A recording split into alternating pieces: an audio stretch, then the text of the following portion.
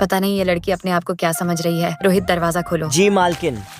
बदचलन लड़की। अरे माँ, तुम कब आई माँ? अरे बेशर्म लड़की, तुम ये क्या कर रही हो? तुम्हें जरा सा भी मेरी परवाह नहीं है। मैं इस लड़के से प्यार करता हूँ। ये जो तुम्हारी शादी फिक्स हो गई उसका क्या? अरे यार, तुम कुछ बोल क्यों नहीं रहे हो? अब मम्मी हमारी शादी किसी और से करवा देंगे। कुछ करो, मैं तुम्हारे बिना जिंदा नहीं रह सकती। कितनी बेशर्म लड़की है। चल यहाँ से निकाल, और तुम्हें बाद में देखती हूँ। चल यहाँ पर बैठ। सुनो रोहित, ये लड़की इस घर से बाहर नहीं निकलनी चाहिए, वरना फिर तुम्हें नौकरी से निकाल दिया जाएगा। जी मालकिन। अरे यार, अब मैं क्या करूं? मेरी माँ हमेशा मेरी मोहब्बत के बीच में आ जाती है। पता नहीं वह हम दोनों को एक होने देंगी या फिर नहीं। छोटी मालकिन, आप खाना खा लीजिए। दूर रखो इस खाने को मुझसे। फिर अगले दिन में अपने सिक्योरिटी को दूसरे काम में उलझाकर अपने दोस्त के साथ घर से बाहर चली जाती हूँ। पार्ट 2 के लिए लाइक सब्सक्राइब करो।